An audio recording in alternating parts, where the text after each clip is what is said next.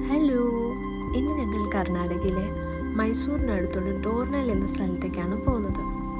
ഈ പച്ചപ്പും ഹരിതാവനൊക്കെ കണ്ടപ്പോൾ നിങ്ങൾ വിചാരിച്ചു കാണും ഇത് നാട്ടിലേതോ സ്ഥലമാണെന്നല്ലേ.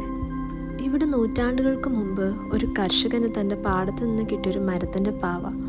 അയാൾ വിചാരിച്ചു അതൊരു കളിപ്പാട്ടമായിരിക്കുമെന്ന്. എന്നാൽ പലതവണ സ്വപ്നത്തിൽ അത് അന്തോണിയോസ് പുണ്യാളുടെ രൂപമാണെന്ന് സൂചിപ്പിച്ചിരുന്നെങ്കിലും അയാൾ അത് വകവെച്ചിരുന്നില്ല. അതിനാൽ അയാൾക്ക് കുറേ ബുദ്ധിമുട്ട് അനുഭവിക്കേണ്ടി വന്നു. പിന്നീട് അയാളുടെ സ്വപ്നത്തിൽ അന്തോണിയോസ് പുണ്യാളുടെ സൂചന അനുസരിച്ച് അവിടെ ഒരു ചാപ്പൽ പണിതു.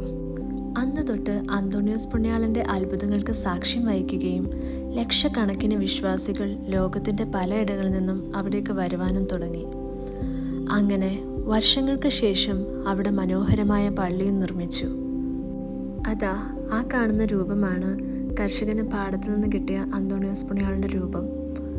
നിങ്ങളിൽ പലരും ഈ പള്ളിയിൽ പോയിട്ടുണ്ടാവാം. എന്തൊരു ഭംഗിയാണെന്നറിയാമോ ഈ ഗ്രാമത്തിന്. ശരിക്കും ഒരു പോസിറ്റീവ് ഫീലുള്ള സ്ഥലം. ഞങ്ങൾ തിരിച്ച് വീട്ടിലേക്ക് പോവാം.